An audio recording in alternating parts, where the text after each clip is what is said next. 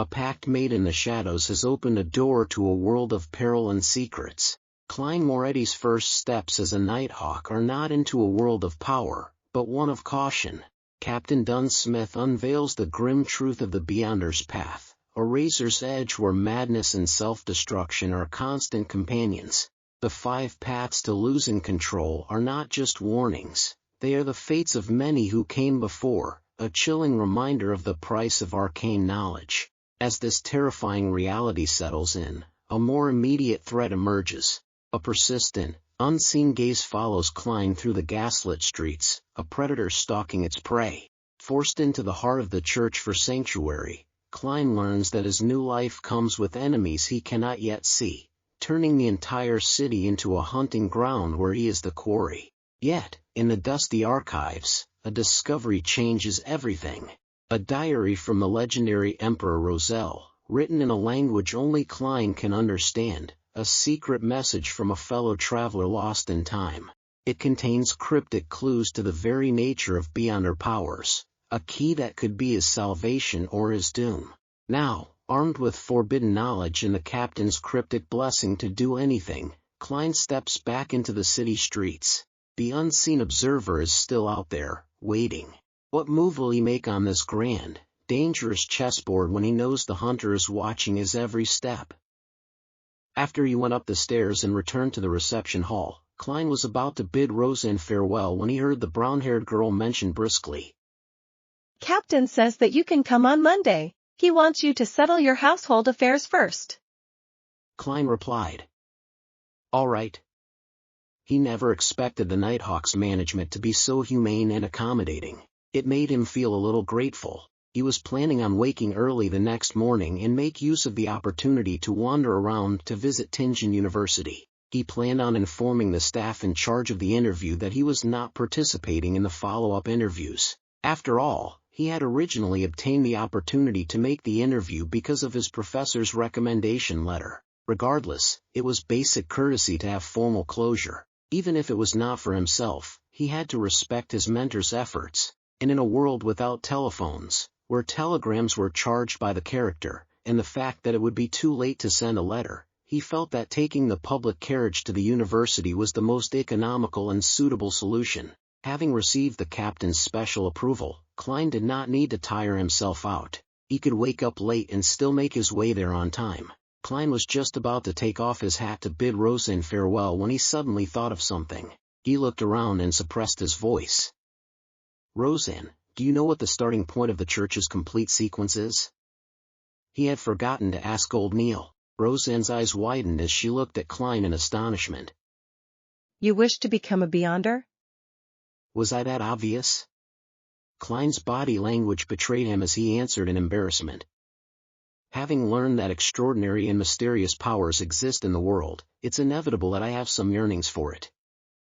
Rozanne's hand gestures amplified her tone as her reaction appeared overly agitated. "Oh my goddess, do you know how dangerous it is? Didn't Captain tell you? The enemies of Beyonders are not just cultists or dark warlocks, but themselves. People lose control nearly every year, some even end up sacrificing themselves. Aren't you going to consider how your family will feel?" "Klein, I think the better choice is to be a civilian staff. There's nearly no danger, and our salary increases every year. After a few years of work, you will have saved up much money, allowing you to rent a bungalow in the North Borough or in the suburbs. You can then marry a rich and charming lady and have a wonderful family, having adorable and naughty little angels." Klein hurriedly stopped her in exasperation when he realized that she was changing the subject. "Rozanne, stop. Hold up. I just want to, understand the basics for now." Rozanne fell silent for a few seconds as she lowered her gaze, feeling somewhat sorry. "All right. Due to what happened to my father, whenever I face similar problems, I tend to be, well, a little agitated. However, to be honest, I'm filled with respect towards any man or woman who willingly wishes to be a Nighthawk." Klein echoed. I understand. Rozanne blinked her light brown eyes and added.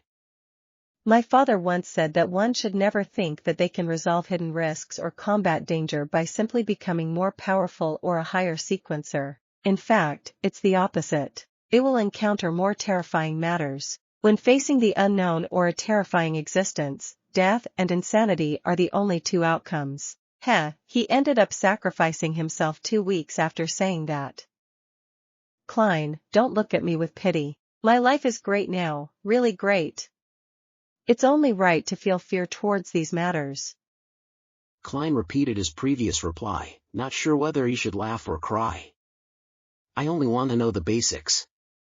Captain explained it more clearly than you, and even if I do not become a Beyonder, I have already encountered something extraordinary. Rozanne said ruminatively. Alright, I've heard Captain's and Old Neil's conversation before. As extraordinary creatures are declining or going extinct, few high sequencers exist in this era. It's already very impressive to become a Beyonder. Combining our Tingen city and the suburbs, there are hundreds of thousands of people or maybe even more, yet, there are only about 30 plus Beyonders. Well, it's just my guess. I'm not counting the cultists and dark warlocks who hide in the dark. Without waiting for Klein's reply, she seemed to regain her vibrancy as she clenched her fist and brought it to her chest. And among these 30 plus Beyonders, most of them are at sequence 9. It seems I have gone off topic. Klein wished that Rozanne could be like her usual self, revealing more information as she rambled on. It's okay, that was something I wanted to know as well. Rozanne repeated herself. Anyways, it's already very, very impressive to become a Beyonder. The starting sequence of our church's complete sequence is Sleepless, sequence 9, Sleepless. Indeed. Klein nodded as he watched Rozanne finding hard to stop herself from describing in detail. You should be able to guess from the name. A sleepless is someone who does not need to sleep at night. 3 to 4 hours of rest in the day would be sufficient. Man, I'm so envious. No, not at all. Sleep is a gift bestowed upon us by the goddess. It's the truest bliss. Where was I? Right. A sleepless can see through the darkness even without any lights. The deeper into the night, the more powerful they become. I mean more powerful in the aspects of their physical strength, their intuition, and their mental capabilities. However, although they can detect unknown dangers that lurk in the dark, they will still rely on demon-hunting bullets and other items to handle monsters they are unable to deal with via normal means. My father was once a sleepless. Without waiting for Klein to press on, Rozanne continued. After that, it's Sequence 8's Midnight Poet, and one level higher is Sequence 7's Nightmare. Nightmare? Klein instantly recalled that Dunn Smith had guided his dreams. He asked as a confirmation. Captain? Rozanne's mouth nearly turned into an O shape. You know about it? Klein glanced around as he lowered his voice once more. Captain once entered my dream. Rozanne was enlightened as she answered with a whisper. Got it. There are only 2 Sequence 7 Beyonders in our Tingen City's church. It's likely that Captain is one of them. Even if he goes to a large diocese like Backland, he is still an impressive figure. Some deacons might not even be stronger than he is. Klein echoed with a smile. So Captain is that impressive? Frankly, Dunn Smith's appearance last night had left a deep impression on him. He had basically believed that Dunn was an extremely powerful Beyonder. Rozanne proudly straightened her back. Of course. In moments, the scatterbrained her said with a vexed expression. As for what's above Sequence 7, I have no idea. Among all the Nighthawks, perhaps only Captain will know. Klein was satisfied as he changed the subject. Then what about other starting sequences? The ones that aren't complete? It had to be said that Rozanne's description of Sleepless did match his imaginations and expectations of Beyonders. However, it was not the kind he wished to become. The perfect Sequence 9 was likely one that could study and grasp more knowledge of the mystery. By doing so, he could leverage on them to figure out the reason for his transmigration and lay the foundations of his future transmigration back. Rozanne thought for a moment before saying with a sigh. I'm not that interested in this aspect. I only know we have more than other churches. After all, the goddess is the mother of the secrets. Well, there should be 2 or 3. Some of our teammates are cold and distant, making me fear them. They also have a strange smell to them. Some members. Well, I mean, you should talk to old Neil. He knows a lot, as well as quite a number of interesting magical rituals. Let me think. He once mentioned his Sequence 9 title, which is also the name of the potion formula. Ah, yes, it's called Mystery Pryer. Quite a number of interesting magical rituals. Mystery Pryer sounds very close to what I want. Klein was slightly delighted. Rozanne said with a flaunting tone, having just thought of it while recollecting. In addition, I also know of the name of a Sequence 7, the kind that's incomplete. Klein was abnormally curious. What is it? In a world where high sequencers were scarce to the point of them possibly not existing, Sequence 7 was probably considered quite a potent force in the church. Rozanne revealed a sweet smile as she replied smugly. Spirit medium. Klein subconsciously asked. MDM, daily? After his initial surprise, he realized that it was nothing unexpected. Only a Sequence 7 Beyonder could achieve such an impressive performance as a medium. Rozanne's eyes widened once again as she said in disbelief. How do you know of that too? Klein did not hide the matter. I've met MDM, daily. Rozanne said with an envious tone. Alright, if I can become a spirit medium, one just like MDM, daily, then I'll be willing to be a Beyonder. No, I'll consider it carefully for 10 minutes. Klein echoed in a slightly exaggerated manner. Yes, MDM, daily fulfills all my imaginations as a Beyonder. Having fulfilled his goals, he chatted idly with Rozanne for a few minutes until he realized he was not getting any new information. He took off his hat and bowed before leaving. As he walked down the stairs, Klein suddenly stopped after taking a few steps. He reached out to pad the notes in his inner pocket. Immediately following that, he took out 12 gold-pound notes and clenched them tightly in his left palm. Then, he reached his hand into his pocket and refused to release or pull them out again. Without realizing it, a smile appeared on his face. According to the customs of the Foodaholic Empire, China, a treat had to be given after earning money. It's time to give Melissa a treat tonight. As Klein walked down Zutland and while taking in the warm, humid breeze, he suddenly realized something. He only had 3 pence of change. If he returned to Iron Cross Street via public carriage, it would cost him 4 pence. If he were to hand over a 1 gold-pound note, it would be akin to using a $100 bowl to buy a bottle of cheap mineral water back on Earth. There was nothing wrong with that, but it was just quite awkward to do so. Should I use 3 pence to travel 3 kilometers and walk the rest of the journey? Klein reached into his pocket with one hand as he slowed down his pace, considering other solutions. That won't do. Soon, he rejected the idea. It would take him a while to walk the remaining journey. Considering how he was carrying 12 pounds, a massive fortune, it was not safe. Furthermore, he had deliberately not brought the revolver with him, afraid that the Nighthawks would confiscate it. If he were to encounter the danger that instigated Welch's death, there was no way he could fight back. Get some change from a nearby bank? No way. There's a 0.5% processing fee. That's way too extravagant.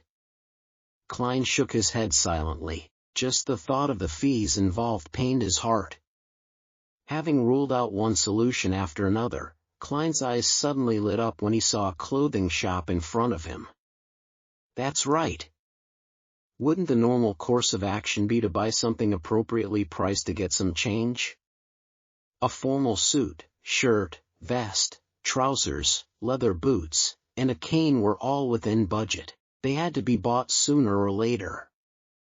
Oh, it's very troublesome when fitting clothes. Besides, Benson knows more about this than me and he's better at bargaining. I should consider it only after he's back. Then should I buy a cane? That's right. As the saying goes, a cane is a gentleman's best choice of defense. It is half as good as a crowbar. A gun in one hand and a cane in the other is the combat style of a civilized person. After debating internally, Klein made up his mind. He turned around and entered the clothing shop, Wilker Clothing and Hats. The clothing store's layout resembled the clothing stores on Earth. The left wall was filled with rows of formal attires. The middle rows were decked with things like shirts, trousers, vests, and bow ties. On the right were leather shoes and boots placed inside glass cabinets. A male salesperson dressed in a white shirt and red vest came over and asked politely, "Sir, may I help you?" In Lone Kingdom, rich and powerful gentlemen of high standing enjoyed wearing black suits comprising of white shirts matched with black vests and trousers. Their colors were relatively monotonous, so they required their male servants, salespeople, and service attendants to dress more brightly and colorfully, in order to distinguish themselves from their masters. In contrast, ladies and mistresses wore dresses of all kinds and glamorous fashions. As such, maidservants would wear black and white. Klein thought for a moment before answering the male salesperson's question. A cane, something that's heavier and harder. The kind that can crack the skulls of others. The red-vested salesperson sized up Klein furtively before leading him into the store. He then pointed at a row of canes in the corner. "That cane inlaid with gold is made of iron heartwood. It's both very heavy and hard, and costs 11 solely 7 pence. Do you want to give it a try?" 11 solely 7 pence? Why don't you go rob a bank? Big deal with the gold inlay. Klein was shocked by the price. With an unperturbed expression, he nodded gently. All right. The salesperson took down the iron heartwood cane and carefully handed it to Klein, seemingly afraid that Klein would drop and break the merchandise. Klein took the cane and found it heavy. He tried moving with it and discovered that he could not sway it smoothly as he wanted. He shook his head in relief. It's too heavy. This is not an excuse. The salesperson took back the cane and pointed at another 3 canes. "This is made of walnut wood, created by Tingen's most famous cane artisan, Mr. Hayes. It's priced at 10 solely 3 pence. This is made of ebony wood and inlaid with silver. It's as hard as iron, costing 7 solely 6 pence. This is made from the core of a white boley tree and also inlaid with silver, costing 7 solely 10 pence. Klein tried each one of them and found them of appropriate weight. He then tapped them with his fingers to gain an understanding of their hardness. Finally, he chose the cheapest one. Klein pointed at the cane with the silver inlay which the salesperson was holding. I'll take the one made from ebony wood. The salesperson led Klein to the counter. "No problem, sir. Please follow me to proceed with the payment.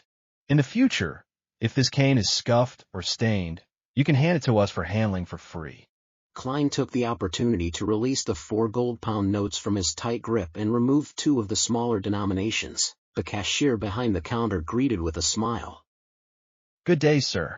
It will be 7 solely 6 pence. Klein was planning on maintaining his gentlemanly image, but when he extended his hand with the 1 gold-pound note, he could not help but ask. Can I get a discount? The salesperson beside him answered. "Sir, what we have is all handcrafted, so our costs are very high. Since our boss isn't here, we are unable to lower the prices." The cashier behind the counter added. "Sir, sorry about that." Klein handed the note over. All right. And received the black silver inlaid cane. While waiting for the change to be given to him, he took a few steps back and distanced himself from them. He swung around his sidearm as a test. The cane sliced through the air with a heavy whoosh. Klein nodded in satisfaction. He looked forward again, prepared to see notes and coins, but was appalled to see the red-vested salesperson retreating far away. The cashier behind the counter had retracted into a corner, leaning close to a double-barreled shotgun hanging to the wall. The Lone Kingdom had a semi-regulated policy on firearms. To possess a firearm, one needed to apply for an all-purpose weapon usage certificate or a hunter's license. Regardless of which type, one could still not be in possession of restricted military firearms such as repeaters, steam-pressured guns, or 6-barrel machine guns. An all-purpose weapon usage certificate could be used to purchase or store any kind of civilian firearm, but earning the certificate was extremely troublesome. Even merchants of substantial standing might not be approved. A hunter's license was relatively easy. Even farmers in the suburbs could receive approval. However, the license was limited to hunting guns with restricted numbers. People with sizable assets would tend to apply for one to use it for self-defense in emergency situations, such as now. Klein looked at the two wary salespeople as the corners of his mouth twitched. He chuckled dryly. Not bad. This cane is perfect for swinging. I'm very pleased. Realizing that he had no intention to assault them, the cashier behind the counter relaxed. He handed over the notes and coins he had taken out over with both hands. Klein took a look at what he received and saw 2 5-soldi notes, 2 1-soldi notes, a 5-pence coin, and a 1-penny coin. He could not help but nod inwardly. After a 2-second pause, he ignored the way the salespeople looked at him and unfurled the 4 notes towards the light to ensure that the anti-counterfeit watermarks were present. Klein put away the notes and coins when he was done. With the cane in hand, he tipped his hat and walked out of Wilker Clothing and Hats. He extravagantly spent 6 pence by taking a short-distance trackless carriage before transferring once before reaching home safe and sound. After closing the door, he counted the 11 pounds and 12 soldi notes thrice before placing them into the desk drawer. He then found the bronze revolver with the wooden grip. With a metallic clatter, 5 brass bullets fell onto the table when Klein inserted the silver demon hunting bullets which had complicated patterns and the dark sacred emblem into the revolver's cylinder. Like before, he only inserted 5 rounds and left an empty spot to prevent any misfires. The remaining rounds were placed together with the 5 ordinary bullets in a small iron case. With a soft click, he snapped the cylinder in place, giving him a sense of security. He excitedly lodged the revolver into the holster at his armpit and buckled it securely. Then, he repeatedly practiced unbuckling and drawing the gun. He rested whenever his arms ached, and this continued until sunset when he heard the sounds of tenants walking along the corridor outside. With a slow exhale, Klein let out a foul breath before putting his revolver back into his armpit holster. Only then did he take off his formal suit and vest. He wore back his usual brownish-yellow coat and swung his arms to relax them. He heard nearing footsteps, followed by the sound of a key turning in the lock. Melissa with her soft, black hair entered. Her nose twitched a little as she swept her gaze towards the unlit stove. The luster in her eyes dimmed slightly. Melissa turned to look at her brother. Klein, I'll heat up the leftovers from last night. Benson will likely be home tomorrow. Klein had his hands in his pocket as he leaned against the edge of the desk. He smiled and said, "No, let's eat out." Melissa questioned in surprise. Eat out? Klein suggested. How does Silver Crown Restaurant at Daffodil Street sound? I heard they serve delicious food. Melissa was still confused. But. Klein grinned and said, "To celebrate my new job." Melissa's voice rose unknowingly. You found a job? But, isn't the Tingen University interview tomorrow? Klein gave a faint smile before fishing the stacked notes from the drawer.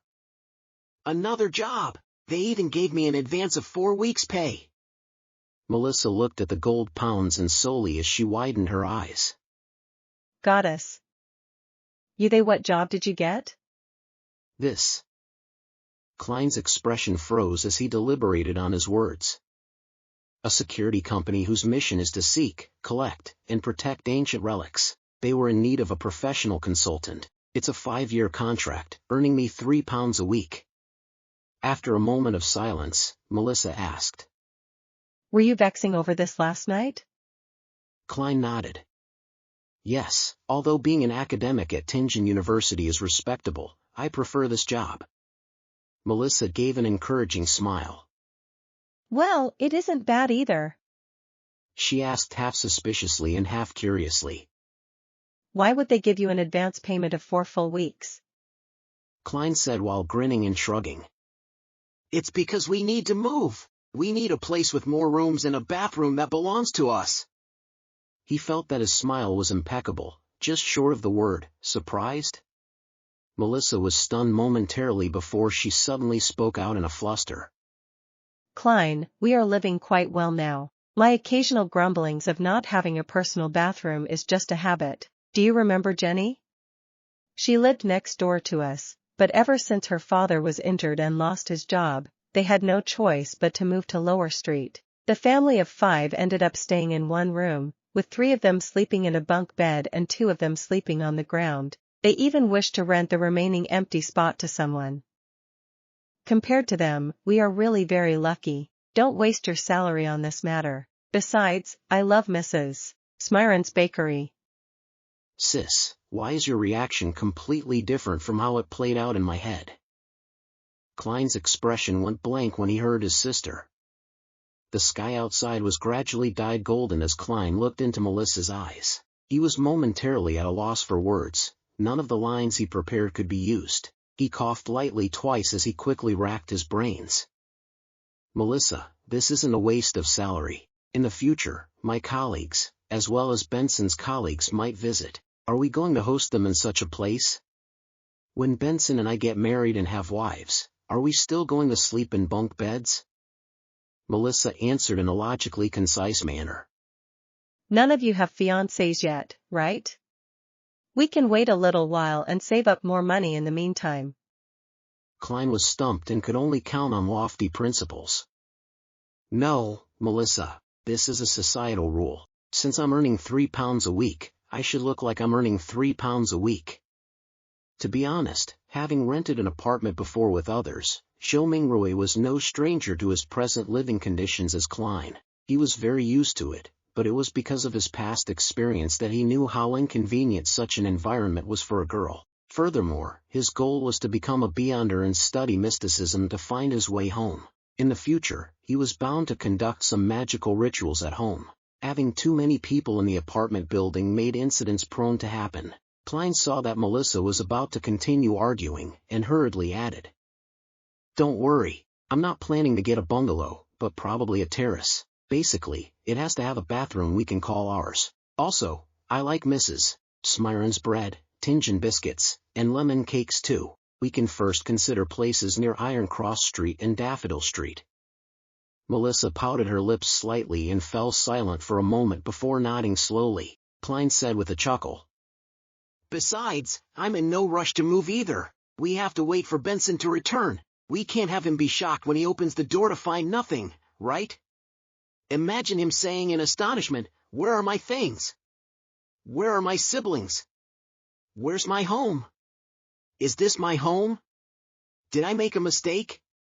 Goddess, wake me up if this is a dream. Why is my home gone after a few days of absence?" His mimicking of Benson's tone made Melissa involuntarily smile as her eyes scrunched up and revealed her shallow dimples. The girl disparaged the miserly landlord. "No, mister. Frankie would definitely be waiting by the door to get Benson to hand over the apartment keys. Benson wouldn't even be able to come up." In the Moretti household, all of them would like to make Mr. Frankie the butt of their jokes for every trivial and major matter. It was all thanks to Benson who initiated this practice. Klein echoed with a smile. "Right, there's no way he would switch locks for the tenants after us." He pointed at the door and quipped, "Miss Melissa, shall we head to Silver Crown Restaurant for a celebration?" Melissa sighed gently and said, "Klein, do you know Selena? My classmate and my good friend?" "Selena?" An image of a girl with wine-red hair and deep brown eyes surfaced in Klein's mind. Her parents were Evernight goddess believers. They had named her after St. Selena as a blessing. She was not yet 16, and was half a year younger than Melissa. She was a happy, cheerful, and outgoing lady. Klein nodded in affirmation. "Yes," Melissa described.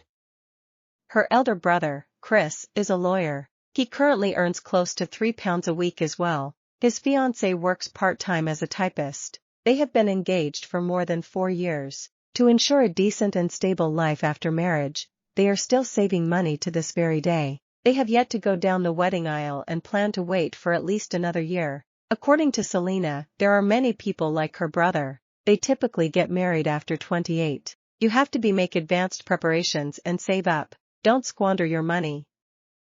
"It's just a meal at a restaurant. Is there a need to preach at me?" Klein was rendered at a loss whether to laugh or cry. After a few seconds of thought, he said, Melissa, I'm already earning £3 a week, and I'll have increments every year. There's no need for you to worry. Melissa advised with a serious expression. But we need to save some money in the case of any unexpected emergencies. For example, what if that security company suddenly closes down? I have a classmate whose father's company went bankrupt. He had to find temporary work at the pier and their living conditions turned terrible instantly. She had no choice but to quit school. Klein extended his hand to cover his face. That security company and the government. Yes, has some connections with the government. It will not easily close down. Melissa retorted in an unyielding manner. But even the government isn't stable. After every election, if the party in power changes, many people will have their positions stripped off. It turns into a mess. Sis, you sure know a lot. Klein found the humor in his exasperation as he shook his head. All right then. Then I'll boil some soup with the leftovers from yesterday, buy some pan-fried fish, a slab of black pepper beef, a small bottle of butter, and a cup of malt beer for me. Anyway, there should still be some celebration. They were commonly sold items by hawkers on Iron Cross Street. A piece of pan-fried fish was 6 to 8 pence, a not-so-big piece of black-peppered beef was 5 pence, a cup of malt beer was a penny, and a bottle of butter weighing about a quarter pound was 4 pence, but buying a pound of butter would only cost one solely 3 pence. The original Klein was responsible for buying ingredients during holidays, so he was no stranger to the prices. Klein did a mental estimate that Melissa would need about one solely 6 pence. Therefore, he took out 2 one solely notes. Melissa did not object to Klein's proposal. All right. She put down her backpack of stationery and took the notes. When he saw his sister taking out a tiny bottle for the butter and pots for the other food before briskly walking to the door, Klein thought for a moment and shouted out to her. Melissa, use the remaining money to buy some fruits. There were many hawkers on Iron Cross Street who would buy low-quality or expiring fruits from other places. The residents were not outraged about this because the prices were extremely cheap. They could taste the magnificent flavors after removing the rotten parts, so it was a cheap enjoyment. With that said, Klein took a few brisk steps forward and took out the remaining copper pennies from his pocket and stuffed it into his sister's palm. Melissa's brown eyes looked at her brother in puzzlement. Ah? Klein took 2 steps back and smiled. Remember to go to Mrs. Smyron's. Reward yourself with a tiny lemon cake. Melissa's mouth widened as she blinked. Finally, she said a single word. Okay. She quickly turned around, opened the door, and ran toward the stairwell. A river tore through the land, with cedar and maple trees lining the banks, the air so fresh, it was intoxicating. Klein, who was here to put closure to his interview, had his revolver with him. He held his cane and paid 6 pence for the public carriage. He walked down a cemented path and approached a 3-story stone building which was shaded by greenery. It was Tingen University's administrative block. With this being his first time here, Klein sighed as he walked. It's truly worthy of being one of the 2 major universities of the Lone Kingdom. Compared to Tingen University, Koei University right across the river could only be described as shabby. The rhythmic chants of rowers approached slowly as 2 rowing boats made their way upstream across the Koei River, their oars moving in an orderly fashion. This was a rowing sport that was popular among all the universities in Lone Kingdom. With Klein requiring a scholarship to finance his university studies, he, Welch, and the others had joined Koei University's rowing club and were pretty good at it. Klein stopped and looked into the distance before sighing wistfully. This is youth. Such sights would no longer be seen in another week since school would break for summer. As he proceeded down a road sheltered by trees, Klein stopped by a 3-story stone building. He entered after successfully registering himself and easily found his way to the office of the person who had tended to him the other time. He knocked lightly on the half-closed door. A man's voice sounded from inside. Come in. A middle-aged instructor dressed in a white shirt and black tuxedo frowned when he saw Klein enter. There's another hour until the interview. Klein smiled as he took off his hat. Mr. Stone, do you still remember me? I'm a student of Senior Associate Professor Cohen, Klein Moretti. You have read my recommendation letter before. Harvin Stone stroked his black beard and asked, puzzled. Is there something wrong? I'm not in charge of interviews. Klein gave his reason for coming. Here's the situation. I've already found a job, so I won't be participating in the interview today. When Harvin Stone learned of the reason, he stood up and reached out his right hand. I see. Congratulations. You are really a polite lad. I will inform the professor and senior associate professors. Klein shook Harvin's hand and planned on making a little small talk before bidding him farewell when he heard a familiar voice behind him. Moretti, you found another job? Klein turned around and saw an elder with a head of silver hair that left a deep impression on his silhouette. His deep, blue eyes sunk deep into his face and he had few wrinkles. The man looked sharp in his black tuxedo. He hurriedly greeted. Good afternoon, Mentor, Mr. Azek. Why are the two of you here? The elder was none other than Senior Associate Professor of Koei University's History Department, who was also his mentor, Mr. Quentin Cohen. Beside Cohen was a middle-aged man with bronze-colored skin of average build. He did not have any facial hair and held a newspaper in his hand. His hair was black and his pupils brown. His facial features were soft as his eyes revealed an indescribable sense of weariness like it had seen the vicissitudes of life. Beneath his right ear was a black mole which could only be seen if looked at carefully. Klein recognized him since he was Koei University's History Department lecturer, Mr. Azek, who often helped the original Klein. He enjoyed debating with his mentor, Senior Associate Professor Cohen. They often had a clash of opinion, but even so, they were best friends. Otherwise, they would not have enjoyed meeting up for a chat. Cohen nodded and said with a relaxed tone. Azek and I are here to participate in an academic conference. What kind of job did you get? Klein repeated what he said to his sister yesterday. It's a security company which seeks, collects, and protects ancient relics. They were in need of a professional consultant and are paying me £3 a week. Following that, he explained. As you know, I prefer exploring history instead of summarizing it. Cohen nodded slightly and said. Everyone has their own choices. I'm very happy that you bothered to come to Tingen University to inform them, instead of just not showing up. At that moment, Azek interjected. Klein, do you know what happened to Welch and Naya? I read on the newspapers that they were killed by burglars. The incident has become a case of armed burglary? And why it is already on the newspapers? Klein was taken aback as he weighed over his words.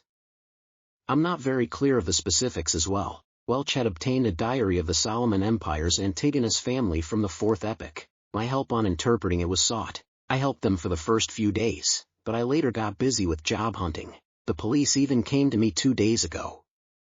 He deliberately divulged the matter regarding the Solomon Empire and the Antigonus family in hopes of getting any information from the two history teachers. Cohen muttered with a frown. The Fourth Epoch. The bronze skin and weary eyes of Azek went blank first before he inhaled. He rubbed his temple with his newspaper-wielding left hand and said.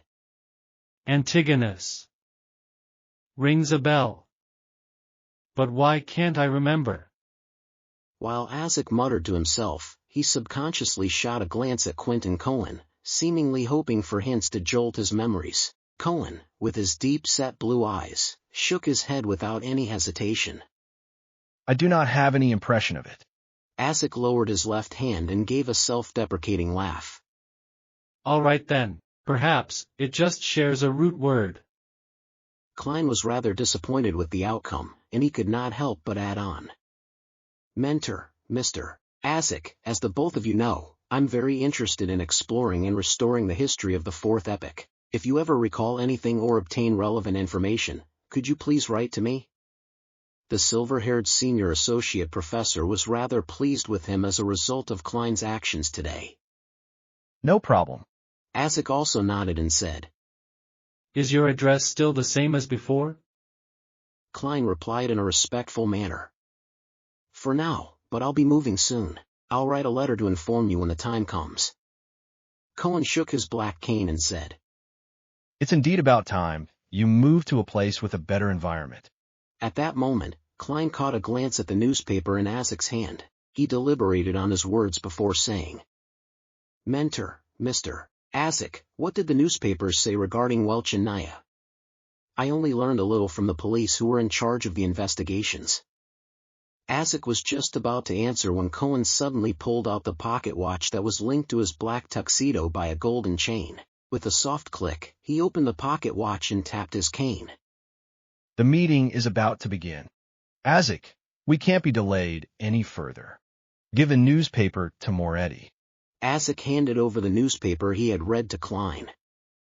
All right, we will be going upstairs. Remember to write a letter. Our address has yet to change. It's still the Koei University History Department office. Haha. He laughed as he turned around and left the room with Cohen. Klein took off his hat and bowed. After watching the two gentlemen leave, he bade farewell to owner of the office, Harvin Stone. He proceeded across the corridor and slowly exited the gray three-story building. With his back against the sun, he lifted up his cane and unfolded the newspaper and saw the title, Tingen Morning Post. Tingen sure has all sorts of newspapers and magazines. There is the Morning Post, Evening Post, The Honest Paper, Backlund Daily Tribune, Tussock Times, family magazines, and book reviews.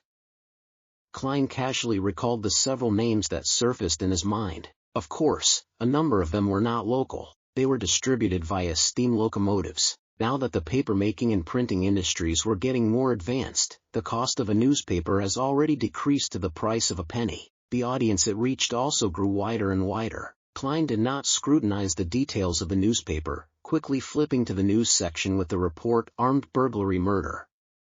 According to the police department, the scene at Mr. Welch's home was a horrible sight. There was missing gold, jewelry, and money, as well as anything valuable that could be easily taken away. Not even a penny was left behind. There's reason to believe that this was done by a merciless group of criminals that would not hesitate to kill the innocent, such as Mr. Welch and Madame Naya, if sight of their faces are caught.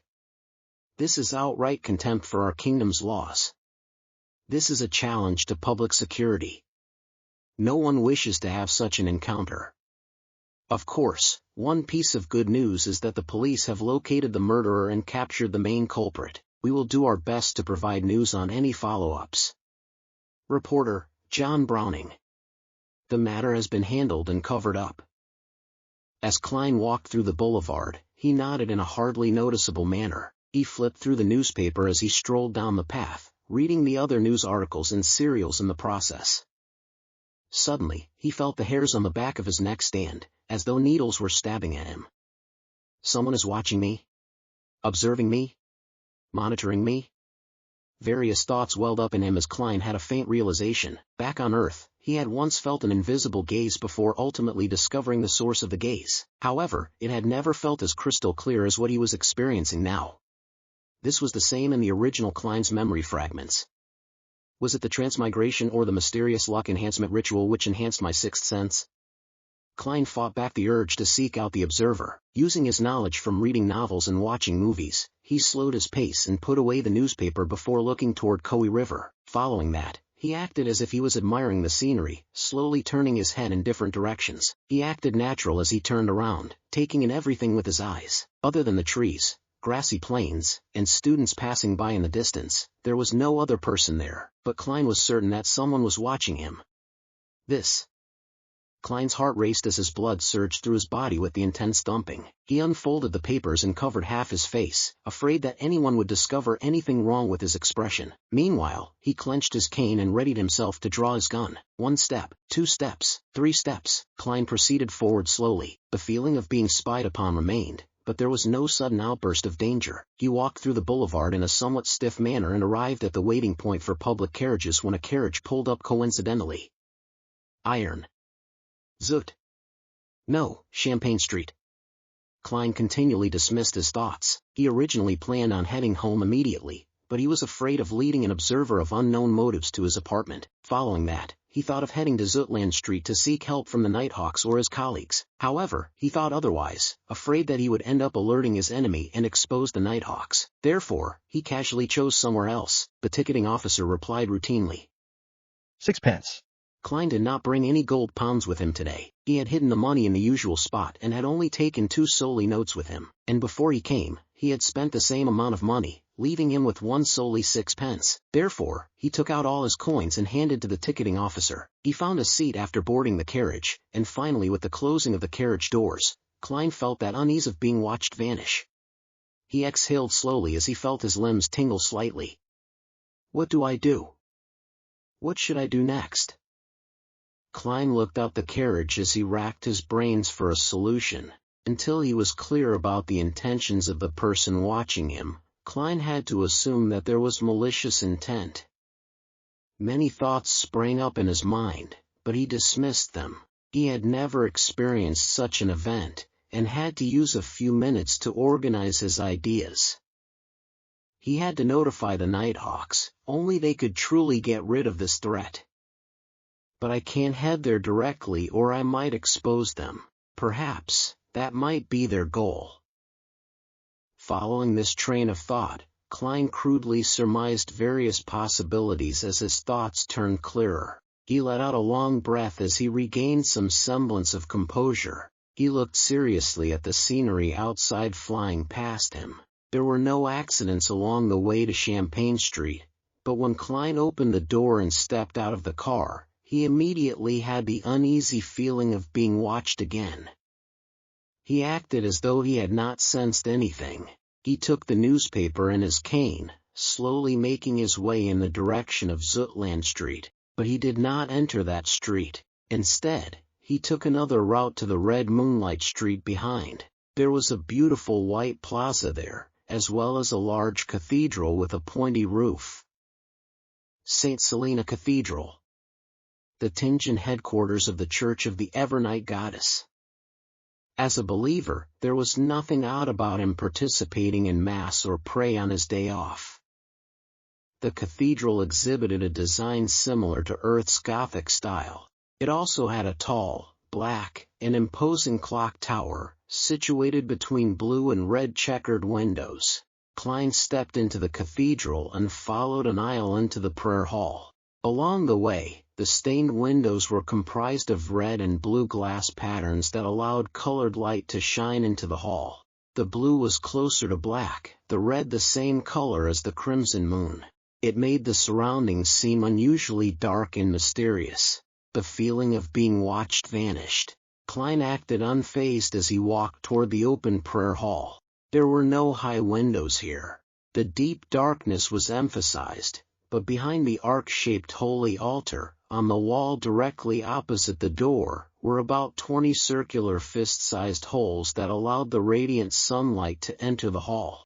It was akin to pedestrians seeing the starry sky when suddenly looking up into the dark night to see the shimmering stars in all their nobility, purity, and holiness.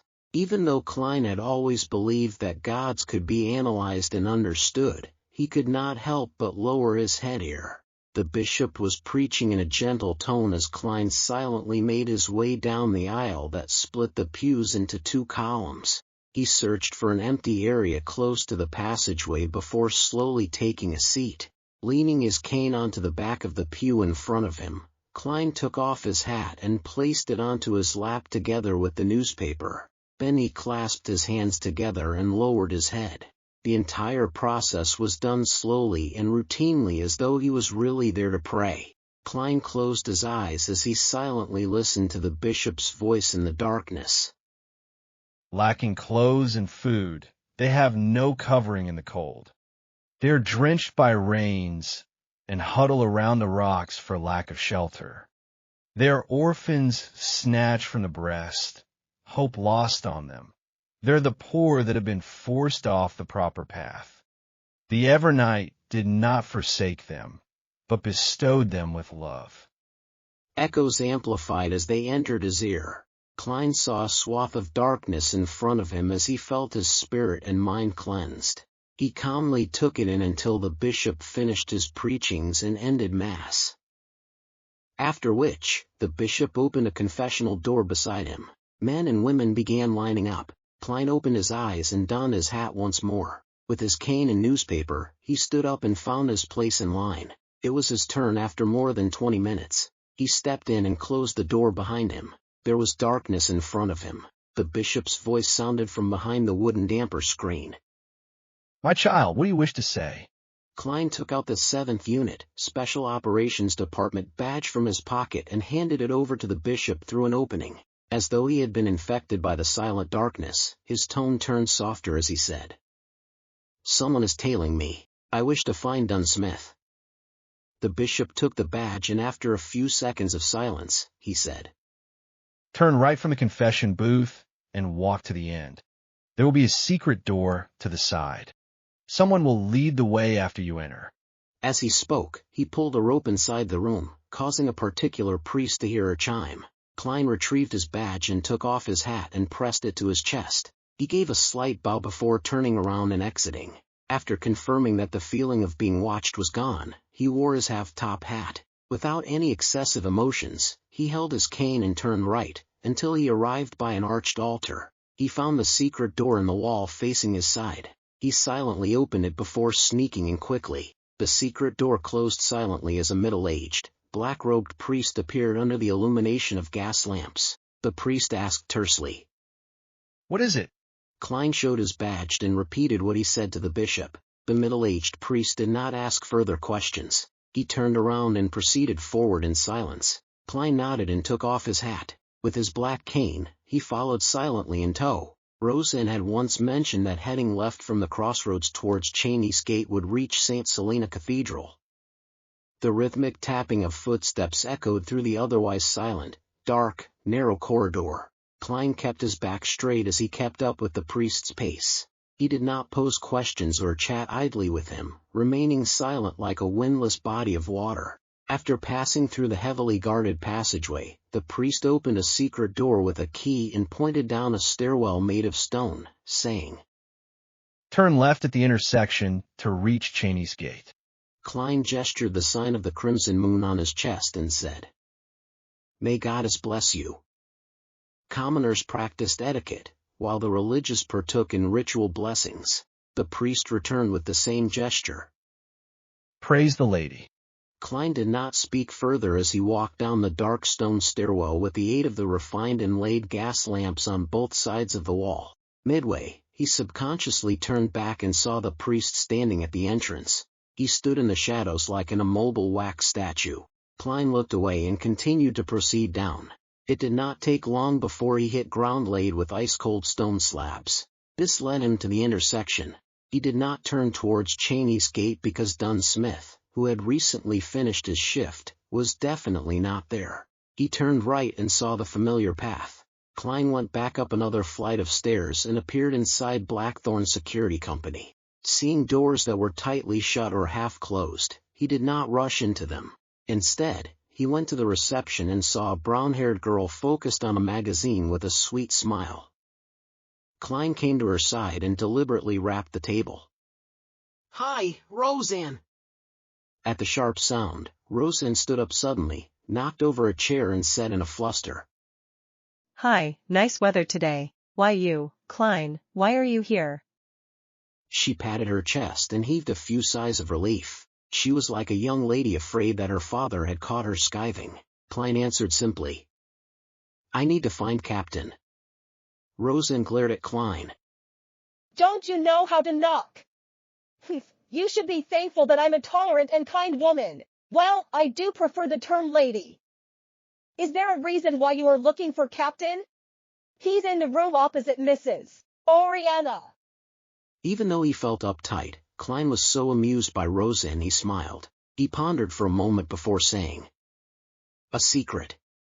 Rozanne's eyes widened and while she reeled in her disbelief, Klein did a slight bow before bidding her farewell. He went through the reception's partition and knocked on the door of the first office on the right. Dunsmith's deep and gentle voice sounded.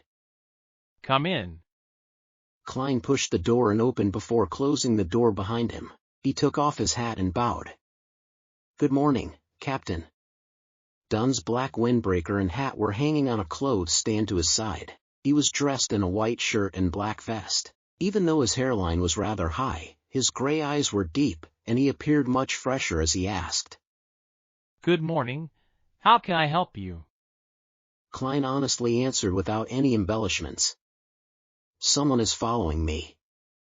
Dunn leaned back and clasped his hands together. His deep gray eyes silently looked at Klein's eyes. He did not follow up on the topic of being followed and instead asked. You came from the cathedral? Klein answered. Yes. Dunn nodded gently. He did not comment on its merits or demerits as he switched the subject back. It might be that Welch's father doesn't believe the cause of death that we reported and had hired a private investigator from Wind City to investigate the matter. Mid-Seashire's Constant City was also known as Wind City. It was a region with extremely advanced coal and steel industries. It was one of the top 3 cities of Lone Kingdom. Before waiting for Klein to give his opinion, Dunn continued. It might also be a result of that notebook. Hey, we happen to be investigating where Welch received the Antigonus family's notebook. Of course, we can't eliminate other people or organizations that might be seeking out this notebook. Klein asked in a serious voice. What should I do?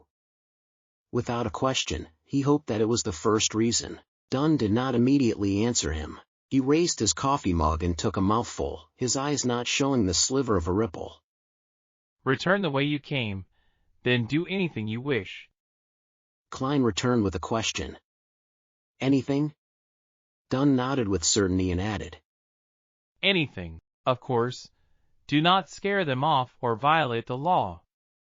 All right, Klein said, taking a deep breath before he bade him farewell. He left the room and went back underground.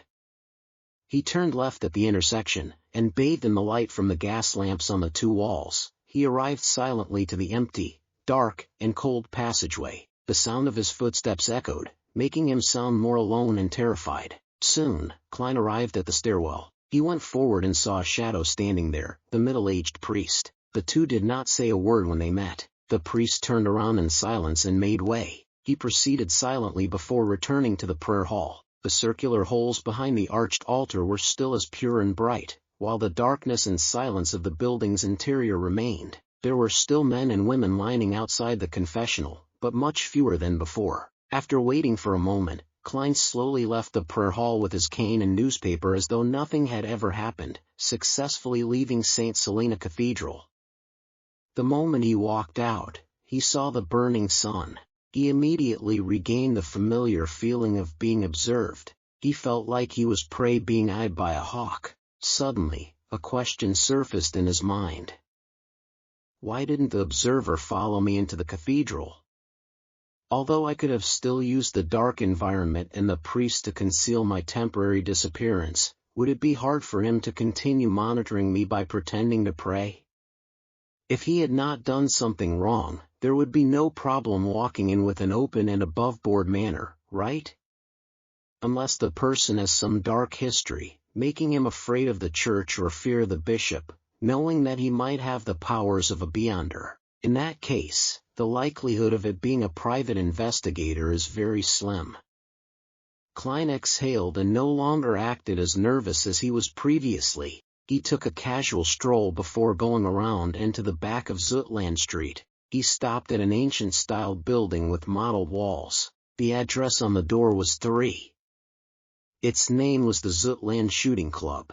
Part of the police department's underground shooting range was open to the public as a way to earn some additional funds. Klein went in and the feeling of being watched vanished instantly. He took this opportunity to hand over his Special Operations Department badge to the attendant. After a short verification, he was led underground to a small, confined shooting range. Klein informed the attendant simply. 10-meter target. Next, he retrieved the revolver from his armpit holster and the box of brass bullets from his pocket. The feeling of being suddenly targeted made his desire to protect himself win over his procrastination. Therefore, he could not wait to come over to practice his shooting. After the attendant left, he flicked open the cylinder with a soft click and removed the silver demon hunting bullets. Following that, he filled the cylinder with normal brass bullets. This time, neither did he leave an empty spot to prevent misfiring, nor did he take off his formal attire and half-top hat. He planned on practicing in his usual getup. After all, it was impossible for him to shout, "Wait a minute, let me change into something more comfortable," after encountering an enemy or danger. Klein closed the cylinder with a solid click and rolled it with his thumb. Suddenly, he held the gun in both hands, raised it up straight, and aimed at the target more than 10 meters away. However, he was in no hurry to shoot. Instead, he recalled his experience at military training, how to form a line with the iron sights, and knowledge about a gun's recoil. His clothes rustled while Klein repeated his aiming and his holding stance. He was as serious as a student taking a high school exam. After repeating it several times, he retreated to the wall and sat down on a long, soft bench. He placed the revolver to the side, began massaging his arms, and rested for quite a while. He spent a few minutes recalling his practice before he picked up the revolver with the wooden handle and bronze cylinder. He got into standard firing position and pulled the trigger. With a loud bang, his arm trembled as his body moved back from the recoil. The bullet missed the target. A series of deafening shots rang out. Drawing from the experience he gained, he shot again and again until all 6 rounds were finished. "I'm starting to hit the target." Klein stepped back and sat down again as he exhaled. He swung the cylinder out with a click and allowed the 6 shells to fall to the ground. Then, without a change in expression, he inserted the remaining brass rounds in. After relaxing his arm, Klein stood up again and returned to his shooting position. Ringing shots echoed as the target shook. Klein practiced and rested repeatedly. He expended all 30 normal rounds and the remaining 5 from before. He gradually hit the target and started aiming for the bull's eye. He swung his sore shoulders and threw out the final 5 shells. He lowered his head and inserted the demon hunting bullets with the complicated patterns back into gun, leaving an empty spot to prevent misfiring. After putting the revolver back into his armpit holster, Klein patted the dust from his body and walked out the shooting range to return to the streets. The feeling of being observed arose once again. Klein felt calmer than he previously felt as he slowly walked to Champagne Street. He spent 4 pence on a track carriage to return to Iron Cross Street before returning to his own apartment. The feeling of being spied upon vanished without a trace. Klein took out his keys and opened the door to see a short-haired man nearing his 30s and wearing a linen shirt seated at a desk. His heart tensed up before relaxing immediately. Klein greeted with a smile. "Good morning, no, good afternoon, Benson." This man was none other than Klein's and Melissa's elder brother, Benson Moretti. He was only 25 this year, but his receding hairline and decrepit appearance made him look nearly 30. He had black hair and brown eyes, resembling Klein somewhat, but he lacked the faint scholarly air which Klein had. Benson stood up as he grinned. Good afternoon, Klein. How was the interview? His black coat and half-top hat were hanging on a protrusion of their bunk bed. Klein replied in a deadpan manner. Horrible.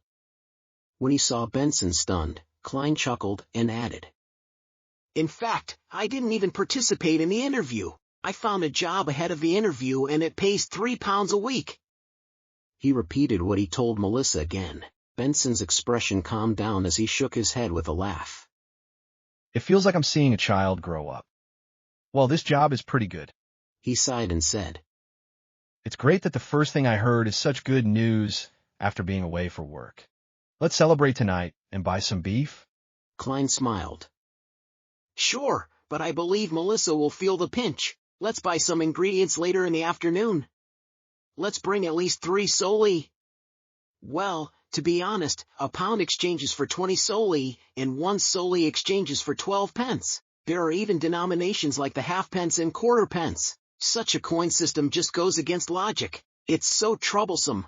I think it must be one of the most foolish coin systems in the world." When he said that, he saw Benson's expression turn stern. Feeling a little unease, he wondered if he had said anything wrong. Could it be that in the lost memory fragments of the original Klein, Benson was an outright, extreme nationalist who showed no tolerance for any negativity? Benson took a few steps and refuted him with a stern expression. No, it is not one of but the most foolish coin system.